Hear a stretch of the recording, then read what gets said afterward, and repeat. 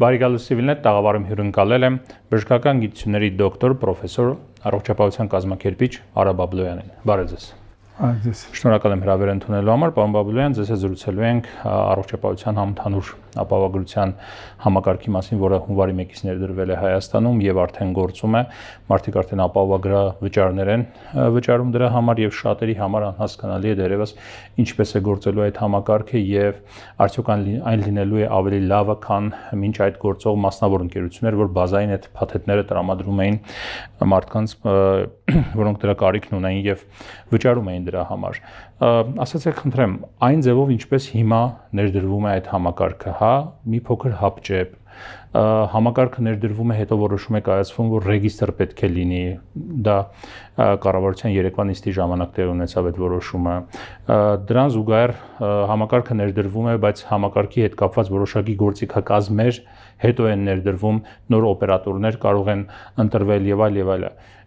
Ինչու է այսքան հապճեպ եւ ինչ կարող եք ասել այս ռեֆորմի մասին։ Արդյոք պետությունը պատրաստ է, համակարգը պատրաստ է ձեր տեսանկյունից, բժշկի տեսանկյունից։ Մի փոքր երկար պետք է բացատրեմ, որովհետեւ ձեր հարցը շատ լայն է։ Խնդրեմ։ Բայց դուք հստակ դրեցիք ձեր շեշտերը խնդիրների վրա։ Խնդրեմ։ Նախ ասեմ, որ իհարկե խնդիրը այս համընդհանուր ապահովագրության, ընդհանրապես առողջության ապահովագրության, պարտադիր ապահովագրության Հայաստանի առջև կանգնած է հենց անկախության սկզբից, կարելի ասել։ Այսինքն առաջին նախագիծը օրենքի ես հեղինակել եմ եւ 95 թվականին ներկայացրել եմ ազգային ժողով։ Երբ նախարար էի, այո։ Բայց պետք է ասեմ, որ այն ժամանակ ինչու որոշվեց, որ չգնանք այդ քայլին, քանի որ կառավարությունը ինքը ուներ մտավախություն, որովհետև տնտեսությունը փլուզված էր, գիտեք, շատ դժվար էր տարիներին, պատերազմ էր, դժվարություններ կար եւ այդ ժամանակ որոշվեց այո ստեղծել համակարգ, որը նման է ապահովագրությանը, բայց ապահովագրությունը իր վրա կվեսնի պետությունը իր պետական բյուջեով վճարելով այն սոցիալական խմբերի համար, որոնք որ կորոշվեն, որ դրանք առաջնահերթ են, որ պետք է։ Եվ այդ ժամանակ որոշվեց, որ երեխաները մինչև 7 տարեկան, որ հաշմանդամներ, սոցիալապես անապահով խմբեր, մի խոսքով այդպես սկսվեց ամբողջ process-ը։ Եվ կարելի ասել 95 թվականից աստորեն մինչև 25 թիվը,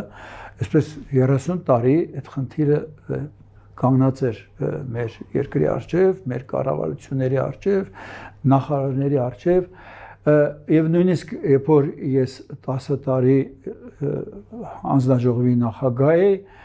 նույնիսկ այն ժամանակ դեռ այսպես չունեցանք խիզախություն այս քայլին գնալու։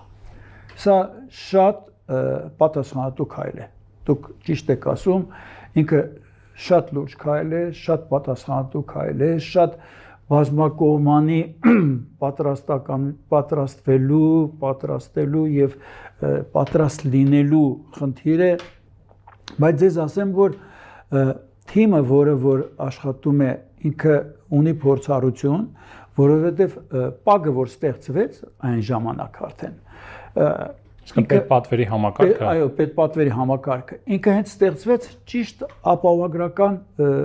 ընկերության ապահովագրական հիմնադրամի կարգավիճակով։ Նույնիսկ ես ձեզ ասեմ, երբ որ ես ստեղծում էի այդ պագը, ես իրեն ստեղծեցի նախարարությունից դուրս։ Ինչու՞, որովհետև ես գտնում էի, որ նախարարը ինքը քաղաքականություն է անում, ում պետք է հասնեն այդ վճարները պետական բյուջեի, իսկ ֆինանսավորումը ինքը գալիս է արդեն անկախ այն մեխանիզմներով, որոնք որ դու մշակել ես եւ ներես դրել։ Եվ իհարկե հետագայում հետ եկավ դեպի համակարգ, այդ ուրիշ խնդիր է, բայց ամեն դեպքում ուզում ասեմ, այս խնդիրը կախված էր մեր առջև։ Եվ բայց ասեմ, որ երբ որ առաջին անգամ Արսեն Թորոսյանը ներկայացրեց գաղափարը այս համապարփակ ապահովագրության, այն ժամանակ այդպես կոչվեց։ Իհարկե Դրանից հետո շատ աշխատանքներ իրականացվեցին եւ շատ-շատերը մասնակցեցին։ Միանգամից ասեմ, որ ես չեմ կարող ունենամ մի դիրք, որով որոշեմ, որ միայն պետքա քննադատեմ, որովհետեւ ես գտնում եմ, որ որպես բժիշկ, որպես քաղաքացի եւ որպես առողջապահության կազմակերպիչ հավասար պատասխանություն եմ կրում անկախ նրանից, թե որ նախարարը կամ որ կառավարությունը դա որոշեց, ինչու, որովհետեւ ինքը այնքան բարդ է եւ նրանք, ովքեր որ ունեն հնարավորություն մասնակցելու, աջակցելու, պարտավոր են աջակցեն։ Դրա համար այսօրվա մեր հարցազրույցից շատ բան է կախված։ Եթե մենք փնովենք միայն ու չցույց տանք ուղիները, ինչով պետք է աջակցել, որպեսզի կայանա, կտուժի եւ հասարակությունը, եւ բժշկական հաստատությունները, եւ հիվանդները, եւ պետությունը բոլորը կտուժեն։ Շատ լավ, հիմա համակարգը պատրաստ է դրան։ Դուք որպես նաեւ բժիշկ եւ համակարգի ներկայացուցիչ, ի նկատի ունեմ հիվանդանոցային, այսպես համալիրն եք շատ լավ պատկերացնում, մեր մահճակալները, սկրինինգային այն բոլոր համակարգերը, որ պետք է տեղադրված լինեն, մարդիկ գալու են եւ հիմա էլ ավելի հետ առաջ ֆինանսական խնդիրներով պայմանավորված իրենց առողջության որոշակի հարցերի լուծումները հետաձգելու էին, հիմա գալու են եւ պահանջեն։ Օրինակ, չգիտեմ, հիմա մեր աշխատակիցները, որոնք եւս ապահովագրված են մասնավորում, դեռևս փորձում ենք այն պոլիկլինիկաների հետ կապվել ինչ որ հարցերով, արդեն եթե առաջ կապվում էինք բավական հեշտ, հիմա բավական դժվար է կապվելը, ակնհայտորեն զանգերի քանակն ավելացել է պոլիկլինիկաներ։ Համակարգը պատրաստ է դրան։ Տեսեք, այս հարցը երկու մասի բաժանենք, ուրեմն համակարգ եւ դրանք, ովքեր որ կազմակերպում են այդ process-ը եւ պատասխանատվություն են կրում։ Նախ եւ առաջ ասեմ, որ մինչ այս process-ը սկսելը համակարգն էլ ինքը մոբիլիզացվեց։ Մենք ստեղծեցինք Հայաստանի բժշկական հաստատությունների միություն եւ այո, հենց նախարարի հետ հանդիպման ժամանակ, հենց առաջի հանդիպման ժամանակ, որ տեղի ունեցավ, երբ որ ինքը ապահովագրություններ ներկայացնում 2 տարի առաջ կարծեմ, որոշվեց, որ ստեղծենք այս համակարգը, այս միությունը, որովհետեւ իրականում նախարարությունը չի կարող միայնակ անել, եթե բժշկական հաստատությունները չաջակցեն process-ին։ Դրա համար միությունը հիմա հանդիպումների ժամանակ ինքը ոնց ասած պատասխանություն վեցրեց, բայց միևնույն ժամանակ մենք որոշեցինք, որ ամեն ամսվա վերջին, քանի որ պատասխանատու process է, մենք պետք է հանդիպենք նախարարության հետ եւ նախարարի հետ եւ ամփոփենք անցած ամիսը ինչ դժվարություններ կա եւ ինչպես պետք է շտկեն։ Այսինքն ակտիվ կապի մեջ եք։ Այո։ Այս անընդհատ բազմաթիվ հանդիպումներ են եղել։ Միևնույն ժամանակ, տեսեք, ես երեք շատ ուշադիր նայում էի ձեր հարցազրույցին եւ նախարարը նշեց այնտեղ, որ տեխնոլոգիաների հաշվին կրճատվել են կոյկաօրերը, ավելի ազատվել են տեղեր եւ այլ։ Այո, մենք ունենք ամենամեծ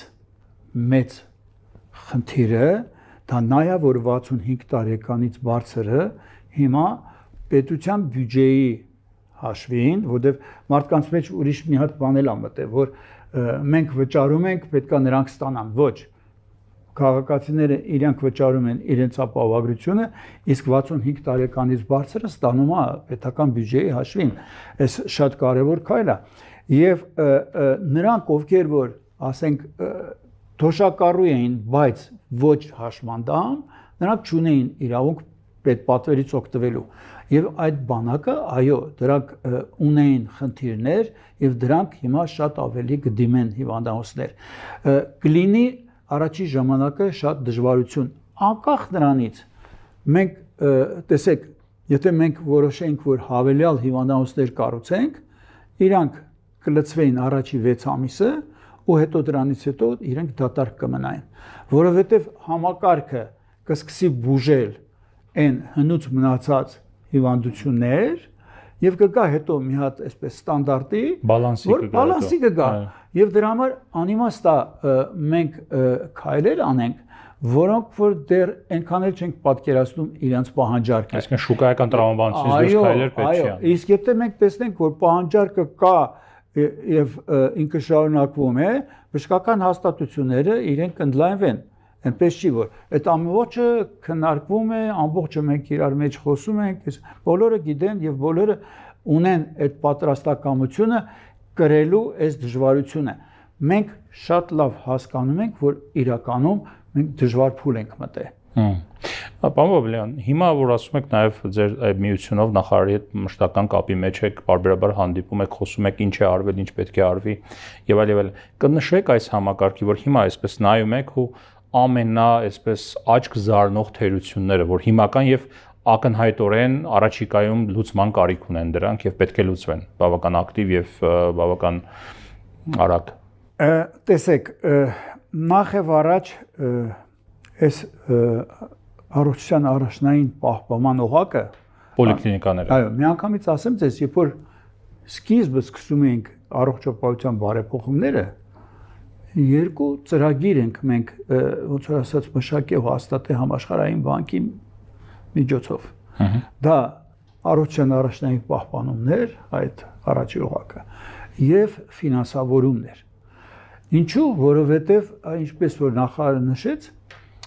հիմնական նպատակը առողջապահության մարդկանց առողջ պահելն է։ Եվ այդ ընտանեկան բժիշկները նրանք պետք է այնպիսի ստատուս ունենան, որ իրենք նախ գնահատված լինեն։ Երկրորդը, քանի որ իրենք են այն այսպես դիրիժորները առողջության քաղաքացիների, որոնք որ իրենց մոտ գրանցված են։ Եվ այդ ընտանեկան բժիշկը ամենալավը պետք է իմանա իրեն մոտ գրանցված քաղաքացու առողջական վիճակի մասին։ Լինի դա երեխա կամ լինի դա մեծահասակ։ Խաղային ոստիկանի նման մի բան է։ Բայց ավելի փափուկ տեսակը։ Այո։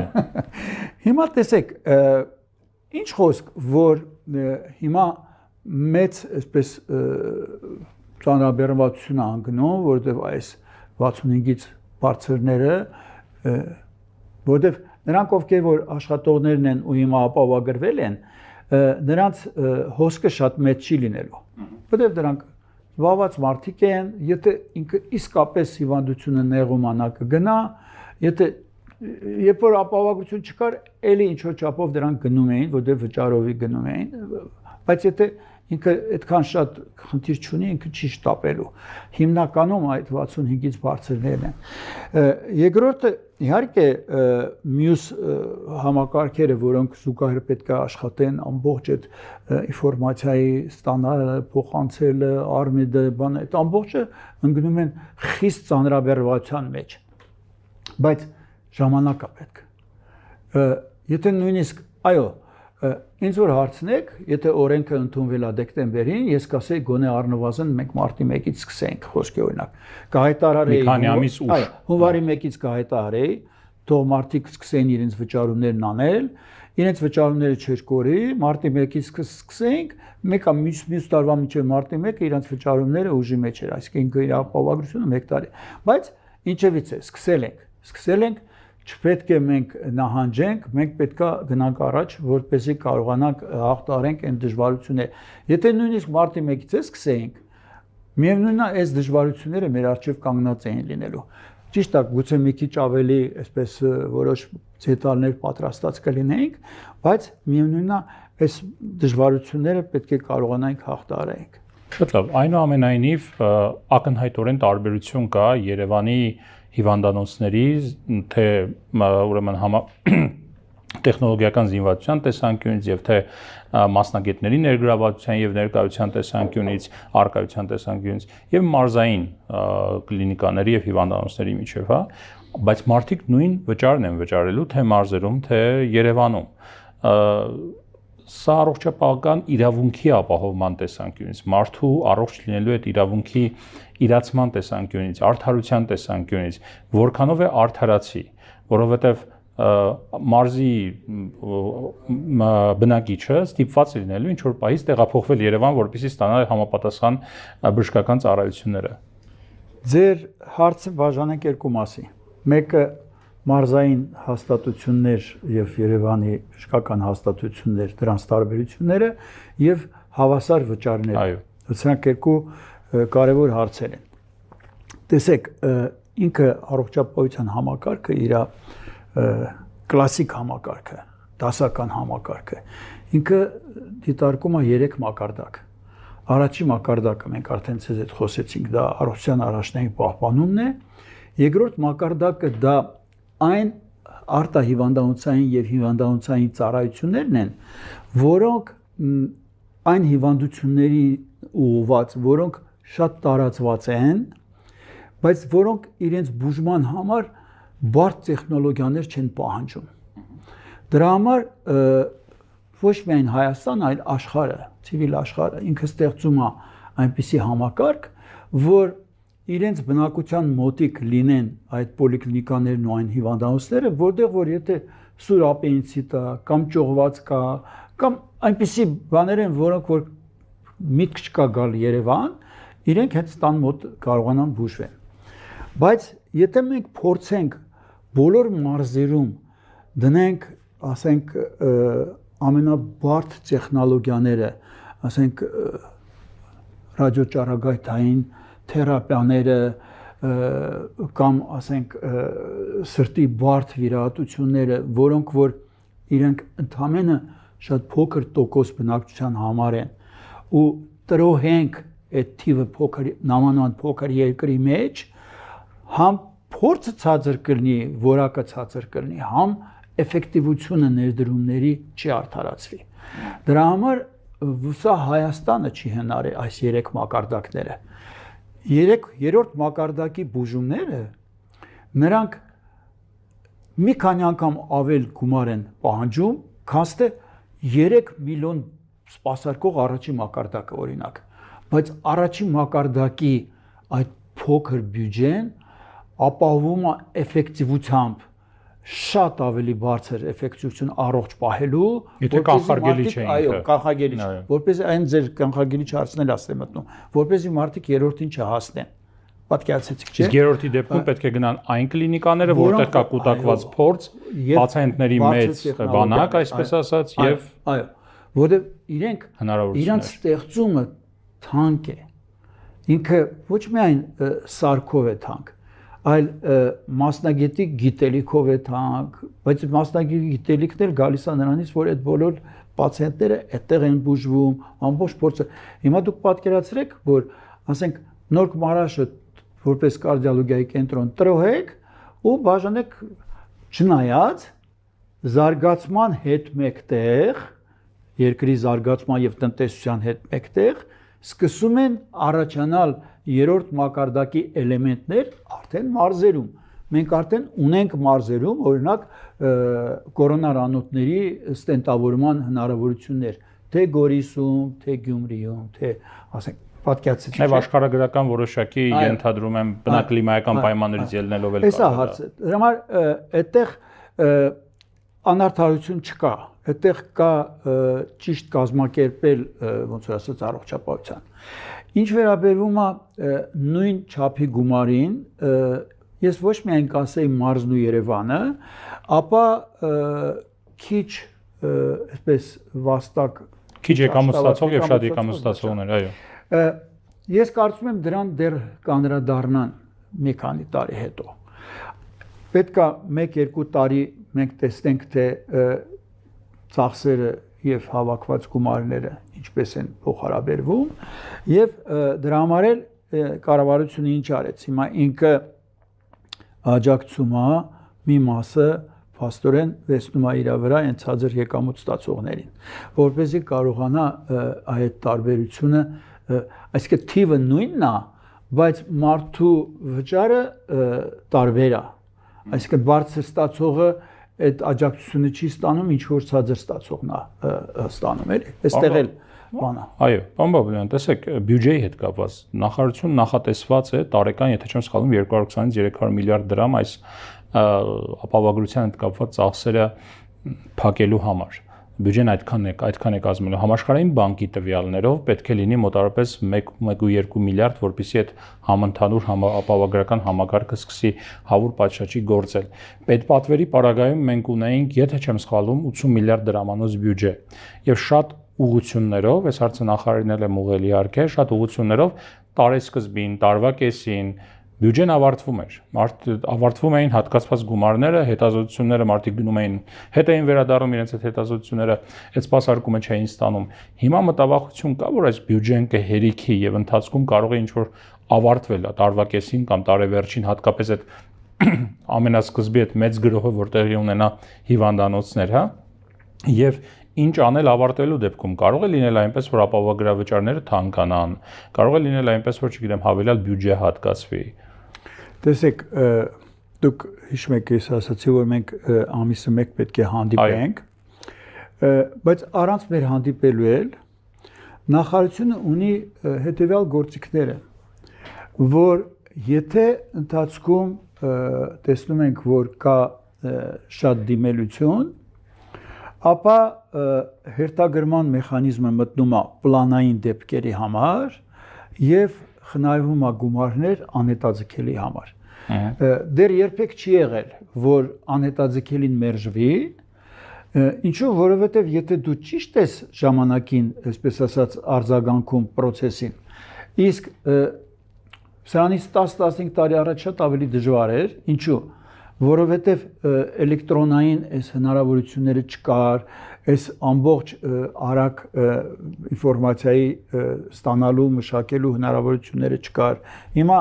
այս Արմեդի հնարավորություններով եւ ՊԱԳ-ի հիմա էլ արդեն ապահովական այդ հիմնադրամի ամբողջ այդ իրանց ծրագրերով, ինֆորմացիոն ծրագրերով դու կարող ես միած սեղմես կոճակը, քեզ ամբողջ միանգամից բերի, թե դու ինչ ես ուզում տեսնես անցած 3 ամիսների ընթացքում։ Ու եթե դու տեսնում ես, որ ինքը տենդենս կա, ու դու տեսնում ես այդ տենդենսը որ խումբ ծառայությունների մեջ է, ասենք ավելի ծախսերը բարձրացել, դու կարողանում ես անմիջապես կառավարել, ու եթե հերթագրես պլանայինները, դու խնդիր չունես։ Դու պետք է առաջի հերթին պաշտպանես անհետաձգելին եւ առաջերտին պաշտպանես այն պրոֆիլակտիկ միջոցառումները, ասենք վակցինացիաները, բաները, որոնք կանխարգելում են էպիդեմիաները։ Պատկերացեք, չէ՞։ Այս սա կարևոր է։ Ես ես ուրիշ մի բան ասեմ։ Քանի որ մեր համար, չգիտեմ, ես կարող եմ պատահի ֆրանկոֆոն եմ, ինձ համար շատ հոգեհարազատ էր ֆրանսիական համակարգը սկիզբը, դեռ սեկյուրիտի սոցիալի հետ շատ եմ շփվել, բայց երբ որ մենք սահմանափակ բյուջե դրեցինք, այսինքն ասացինք, որ դուք չեք կարող անսահման օգտվել, եթե շատ է, մենք պետք է հերթագրենք, իհարկե ֆրանսիացի իմ գործընկերները ասացին, գիտեք, ոնց որ թե մի փոքր բան եք անում, մարդու իրավունքները սահմանափակում եք, բայց սրանից 4 կամ 5 տարի առաջ իրանք մտցրեցին նույն մեխանիզմը։ Հերթագրման։ Որովհետև նայեք, ինչ է լինում։ Տեսեք, ասենք աշխատողները, որոնք որ ստեղծում են այդ բյուջեն, այդ գումարները, որ հավաքագրվում են, լինի պետության բյուջեն, լինի ապահովագրական վճարները։ Նրանք ասենք 63 կամ 65 տարեկաններն են։ Կյանքի տևողությունը երկարում է, ինչքան երկարում է, այնքան հիվանդությունները շատանում են։ Այսինքն փող հավաքողները մնում են նույնը, բայց սպառողները շատանում են։ Նշանակում է անընդհատ դուք պետք է կարողանաք ճիշտ բալանսի բերեք։ Այս հեշտ բան չի, դուք տեսնում եք եվրոպական երկրները մեծ ընդհարումներ ունեն պրոֆեսիոնալների բաների հետ, հատկապես նվազող դեմոգրաֆիայի պայմաններում։ Սա հարցը։ Դրա համար այստեղ ու այդ որ նվազում է երիտասարդները գնում են ուրիշ տեղ աշխատելու, եկամուտները պակասում են, ծերուկները մնում են այդ երկրում։ Փաստորեն դժվարությունները քանի գնալու են, այնքան էլ շատանալու են, այդպես չի որ հեշտանալու է։ Դրա համար կարող է ինչ-որ բայց մտածեն կենսաթոշակային տարիքի երկար ավելացման մասին։ Աշխարհն ենք գոնե այդ ճանապարհով գնում։ Լավ, պարոն Բաբուլյան, իսկ ճիշտ է ընդհանրապես ունենալ մոնոպոլիստ, պետական մոնոպոլիա ոլորտում պարտադիր ապահովագրություն սահմանել եւ ասել, գիտեք, այդ բազային փաթեթները պետք է տա պետական հիմնադրամը, դուք պետք է վճարեք անպայման այնտեղ, իսկ եթե ուզում եք ավելի մեծ փաթեթներ, գնացեք մասնավոր ապահովագրական ընկերություններից օգտվեք։ Սա ճիշտ մոտեցում է, սա շուկայական տրամաբանությունը խաթարող մոտեցում չէ, թող լիներ, ինչու չլիներ պարտադիր, բայց լիներ ընտրության հնարավորություն մարդը կամ օգտվեր պետական հիմնադրամի տված այսպես փաթեթից կամ մասնավորից։ Տեսեք, այստեղ էլ երկու բան կա։ Այդտեղ էլ բավականի քննարկումներ են եղել եւ երեք էլ նախարարը ասեց շարունակում ենք աշխատենք մասնավորների հետ, որ տեսնենք բան։ Ես էլ իմ զրույցների ժամանակ նախարարի հետ ոնց որ կարծիքներս հայտնել եմ, որ պետք է կարողանանք, որ իրենք շատ, այսինքն քաղաքացին մի պատուհանից օգտվի, ոնց որ ասած, որ ինքը ոչ թե դիմի այստեղ ամենտեղ, ասենք ինքը։ Բայց խնդիրը հետեւյալն է, տեսեք,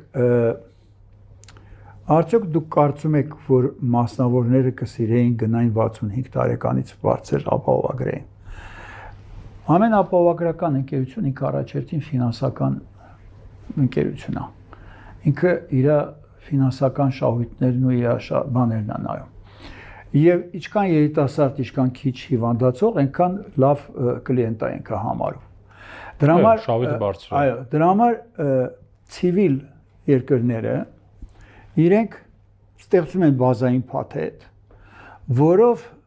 վերցնում են ամենայն վտանգավոր հատվածը առողջապահության ու դրանով իրականացնում են այդ ծածկույթը։ Ասում են, այ ես որպես պետություն ձեզ հետ միասին քաղաքացիներ անում եմ այս ծրագիրը, ձեզ երաշխավորելով այս փաթեթը, որ գոնե դուք երաշխավորված եք, որ եթե տրավմա կունենաք կամ, չգիտեմ, ինսուլտ կլինի կամ ինֆարկտի դուրը կկանգնեք ներողություն, այսպես մի չպարզ ասեմ, որ ժողովրդին է պարզ լինի, ես ձեզ երաշխավորում եմ, ձեր մեջքին կանգնած եմ։ Բայց դրանից ավել, իհարկե, դուք ազատ եք ու ինքը իրականում ազատ երկրի լիբերալ շուկայի հնարավորություն է։ Եթե օրինակ ես ձեզ ասեմ, մեր հիվանդանոցը 20 տարի իրեն 900-ից ավել աշխատակիցներին մեծ համար իր արաբկիրը ապահովագրում է, ամիսը 10,000 դրամ էր, 120,000 դրամ տարեկան, 10,000-ից 3,000-ը վճարում էր աշխատակիցը, 7,000-ը հիվանդանոցը։ Հիմա արդեն 3,000-ը աշխատակիցը չի վճարի, որովհետև ինքը պետք է իրեն վճարն անի իրեն բազային փաթեթ ունենալու համար, արդեն մենք ապահովագրական ընկերության հետ պետք է մտածենք այս 7,000-ին ինքը ինչ առաջարկություններ է տալու, ինչ փաթեթներ է առաջարկելու, որպեսզի գործատուն հետաքրված լինի իր աշխատակցի համար, որ նա ունենա ավելի լավ պայմաններ, քան թե միայն այս բազային փաթեթն է։ Կանխատեսում եք մեծ հերթեր Հայաստանի պարագայում եւ ինչպես կառավարել այդ հերթերը, որ այո, կլինեն հիմա հերթեր, դրանց գնահատականը կտանք առաջիկա 3,